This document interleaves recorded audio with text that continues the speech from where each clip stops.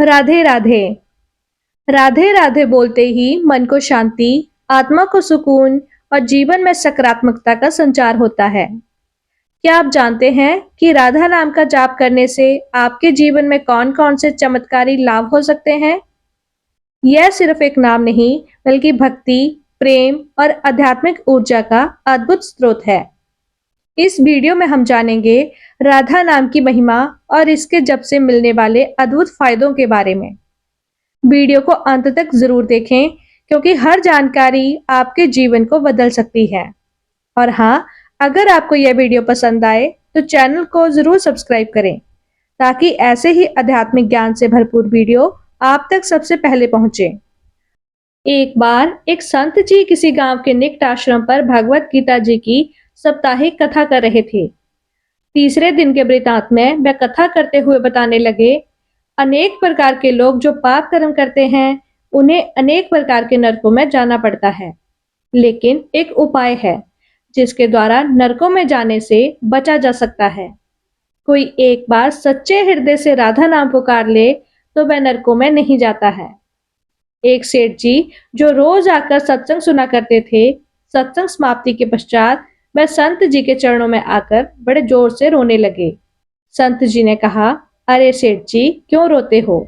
तुम्हारा मन उदास क्यों है? सेठ जी रोते हुए कहने लगे, भगवान, आपकी कृपा से मुझे सब कुछ प्राप्त है, पर मेरे मन को एक बड़ी चिंता सताती है। संत जी कहने लगे, कहिए, कौन सी चिंता है? सेठ जी कहने लगे, आज आपने भगवत कथा में नरकों का वर्णन किया और वर्णन करते हुए बताया कि जीवों को अनेक पापों से नरकों की प्राप्ति होती है, लेकिन एक उपाय है जिसके द्वारा नरकों में जाने से बचा जा सकता है। तो प्रभु, मैं तो आपकी शरण में हूँ। रोज सत्संग सुनने आता हूँ।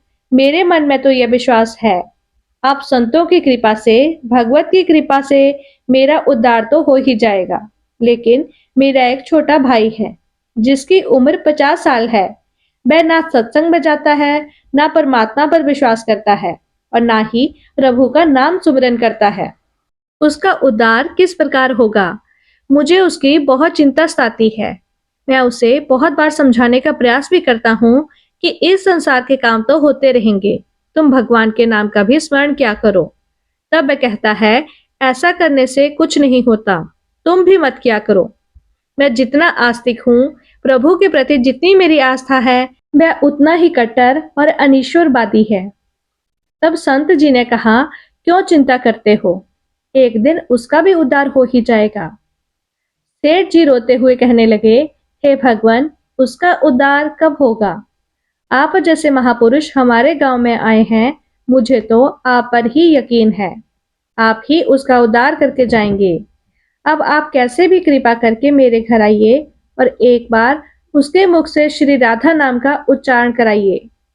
तब सेठ जी की विनय सुनकर संत जी कहने लगे, कल सत्संग की समाप्ति के पश्चात मैं आपके घर आऊंगा और उसे परमात्मा का सुमिरन अवश्य कराऊंगा। दूसरा दिन हुआ, सेठ जी अपने घर गए। संत जी के आने का इंतजार करने लगे। आश्रम पर कथा की समाप्ति हुई। अब संत जी अपने वचन के अनुसार सेठ जी के घर पहुंचे। जैसे ही घर पहुंचे, सेठ जी ने बड़े श्रद्धा भाव से संतों का स्वागत किया। उन्होंने अपने भाई को बुलाकर कहा, संत जी आज हमारे घर पर पधारे हैं, उनका दर्शन कर लो। वह अंदर से बैठे बैठे कहने लगा, मुझे ना किसी संत से मिलना है और ना ही भगवान से मिलने की इच्छा है। तुम ही उनकी सेवा करो और तुम ही उनका पेट भरो। संत जी ने जब यह वचन सुने, सेठ जी रोते हुए कहने लगे, भगवान, आपने देखा, आपके सामने ही आपका अपमान कर रहा है। संत जी कहने लगे, सेठ जी, ख्याल न कीजिए, सब कुछ अच्छा होगा।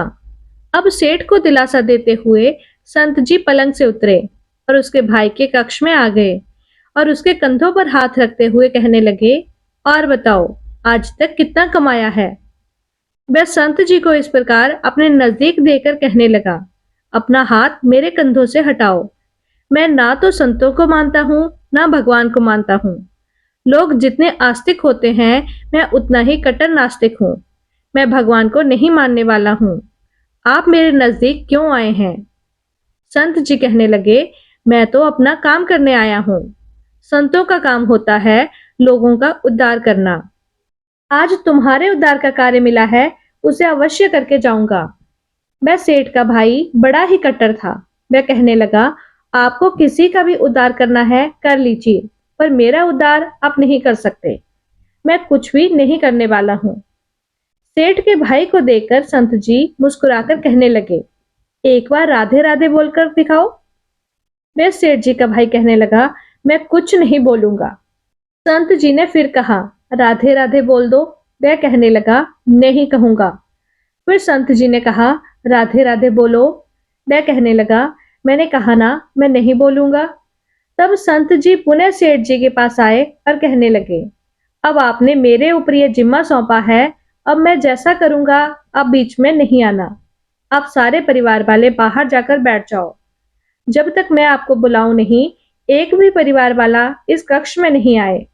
अब इस प्रकार सेठ जी अपने परिवार सहित बाहर आकर बैठ गए। अब कक्ष में सिर्फ संत जी और सेठ जी का भाई था। संत जी ने पुनः प्रेम से कहा, अरे भैया, एक बार राधे राधे बोल दो। वह कहने लगा, मैंने आपसे मना किया ना, मैं नहीं कहता हूँ। ना भगवान को मानता हूँ, ना भगवान की बातों को मानता हूँ। मैं कट्टर नास्तिक हूँ। संत जी पुनः उससे प्रेम से हंसते हुए कहने लगे, जितने तुम कट्टर नास्तिक हो, मैं उतना ही आस्तिक हूँ। मैंने अगर निश्चय कर लिया है, तुम्हारे मुख से राधा नाम सुनकर ही जाऊंगा, और पक्का समझ लेना कि तुम्हारे मुख से राधा नाम निकलेगा ही। वह कहने लगा, आप कितना भी प्रयास कर लो, मैं एक बार भी नाम नहीं लेने वाला हूँ। अब संत महापुरुष होते तो बड़े दयालु हैं, पर लीला मात्र उन्होंने क्या किया, उस सेठ के भाई का हाथ पकड़ा और हाथ पकड़कर जोर से घुमाने लगे। अब वह सेठ ठहरा 50 साल का, वृद्ध अवस्था थी। संत भी वृद्ध थे, पर संतों के अंदर भक्ति का तेज होता है। उन्होंने जोर से उसके भाई का हाथ घुमाया। हाथ घुमाकर संत जी फिर कहने लगे, कहो राधे राधे। मैं कहने लगा, नहीं कहूंगा। अब तो संत जी ने जोर से हाथ घुमाकर सेठ के भाई को जमीन पर पटक दिया और खुद उसके पेट पर चढ़कर बैठ गए।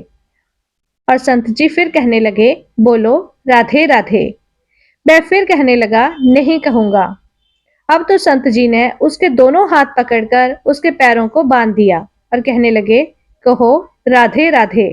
अब ऐसी अवस्था में वह सोचने लगा, लगता है यह संत तो मुझे मार ही देंगे। तब उसने बिना इच्छा के एक बार ऐसे ही कह दिया, राधे राधे। जैसे ही उसने राधे राधे कहा, संत जी ने उसके हाथ पैर खोल दिए।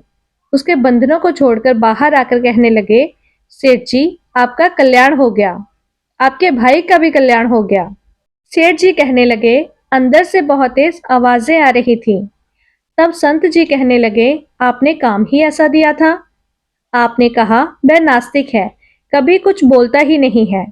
आज आपके भाई ने राधे राधे नाम का उच्चारण किया है, इसका कल्याण हो गया है। अब मैं जा रहा हूँ, कल से पुनः मेरी कथा है। अब संत जी तो अपने स्थान पर लौट आए।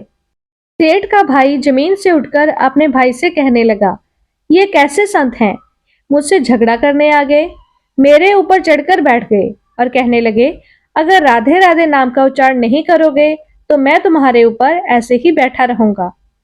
अब उसकी बातें सुनकर सेठ जी हंसने लगे। वह हंसते हुए मन से भगवान को धन्यवाद देते हुए कहने लगे, हे प्रभु, आपके संत भी बड़े दयालु हैं, खुद कष्ट सहकर भी लोगों का कल्याण करते हैं। समय व्यतीत होता गया। मुश्किल से 5-6 महीने गुजरे होंगे। अचानक एक दिन छोटे भाई का देहांत हो गया। शरीर समाप्ति के पश्चात आत्मा शरीर से अलग हो जाती है। वह आत्मा ही ऊपर यमराज के पास जाकर सारे हिसाब किताब देती है। अब इस व्यक्ति का हिसाब किताब खोला गया। यमराज ने चित्रगुप्त से कहा, जो आज इंसान हमारे पास लाया गया है, इसका हिसाब क्या है? चित्रगुप्त कर्मों का हिसाब देखकर बताने लगे, हे भगवान, इसने अपने जीवन में कभी परमात्मा का नाम सुमिरन नहीं किया है, सदा पाप ही पाप किए हैं, इसे तो सीधे नरक में भेज दिया जाए।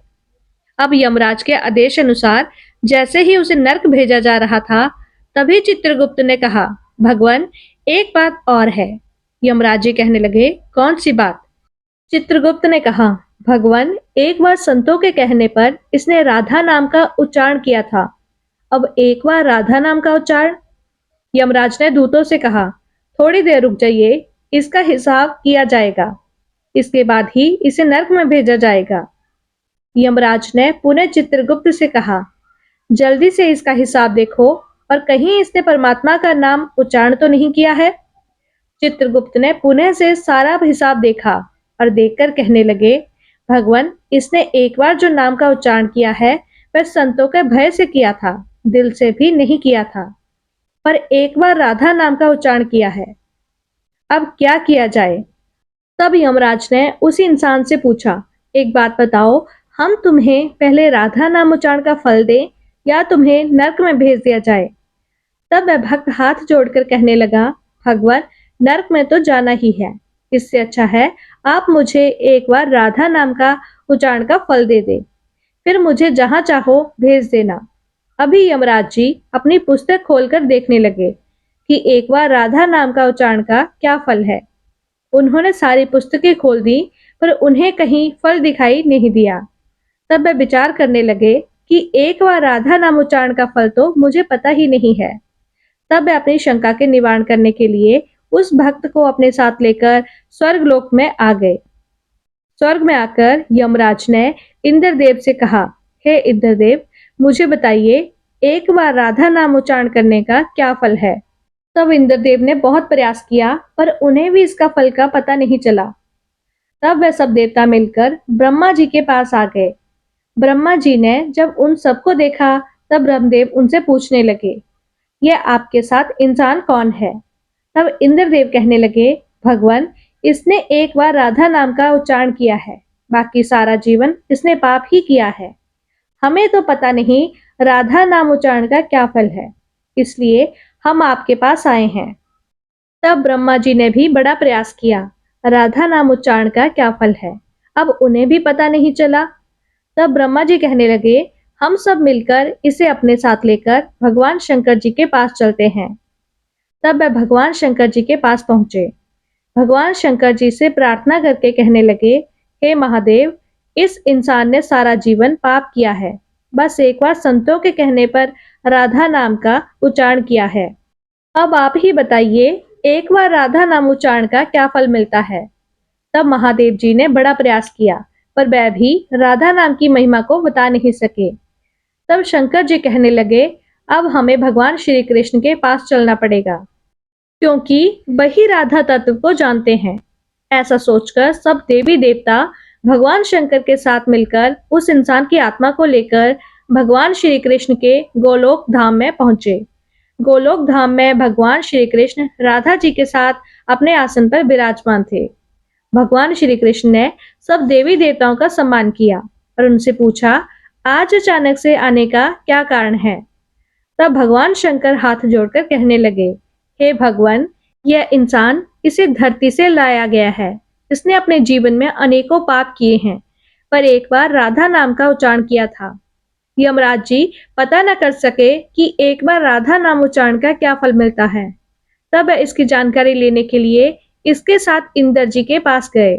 वे स्वर्ग से होते हुए ब्रह्मलोक आए, फिर ब्रह्मलोक से होते हुए ये मेरे पास पहुंचे। अब मैं इन सबको अपने साथ लेकर आपके पास आया हूँ। अब आप ही बताइए, एक बार राधा नाम उच्चारण का क्या फल हो सकता है? जब इस प्रकार बातें चल रही थी, तब श्री कृष्ण के पास बैठी राधा रानी बड़े जोर से हंसने लगी। तब श्री कृष्ण ने कहा, हे राधिका, क्यों हंसती हो? तब राधिका कहने लगी, हे भगवान, यह अभी तक राधा नाम का महत्व नहीं समझ सके। तब भगवान शंकर जी कहने लगे, हे महारानी, राधिका के नाम का क्या असर है, आप हमें बताइए।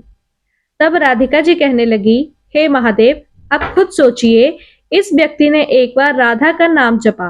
वह एक बार राधिका का नाम जपने से स्वर्गलोक की सैर करके आया है। ब्रह्मदेव का ब्रह्मलोक में दर्शन करके आया। आपके महादेव लोक में आपका इसने दर्शन किया है।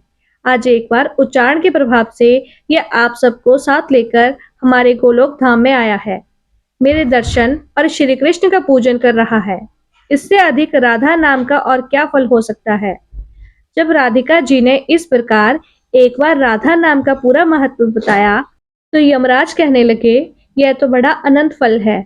जो व्यक्ति नरकों में जाने वाला था, वह एक बार उच्चारण से सब लोगों की यात्रा कर भगवान श्री कृष्ण और राधा रानी के चरणों में उपस्थित हो गया है। इससे अधिक फल और क्या हो सकता है। तभी फिर से यमराज कहने लगे, भगवान, क्या अब इसे नरकों में जाने की आवश्यकता नहीं है। तब श्री कृष्ण कहने लगे, हे धर्मराज, जिसने एक बार राधा रानी के चरणों का दर्शन कर लिया, वह तो कभी नरक में जा ही नहीं सकता है। तब वह भक्त जो वहां पर राधा रानी के दर्शन कर रहा था, वह कहने लगा, हे महारानी, मैंने तो संतों के भय में आकर आपका राधा नाम का उच्चारण किया था, पर जो सच्चे हृदय से आपके नाम का उच्चारण करते हैं, उन्हें तो जीवन में कोई भय होगा ही नहीं। वह तो नरकों की यात्रा में कभी निकलेंगे ही नहीं। वह तो सीधा आपके चरणों में ही समा जाएंगे। तो इतना महत्व है एक बार राधा नाम के उच्चारण का। तो सच्चे हृदय से जो एक बार इस प्रकार कह दे, राधे राधे श्याम मिला दे, तो राधा नाम का उच्चारण करते ही परमात्मा का साक्षात दर्शन हो जाते हैं। राधे राधे। अगर आपको वीडियो पसंद आई हो तो हमारे चैनल को सब्सक्राइब करें। धन्यवाद।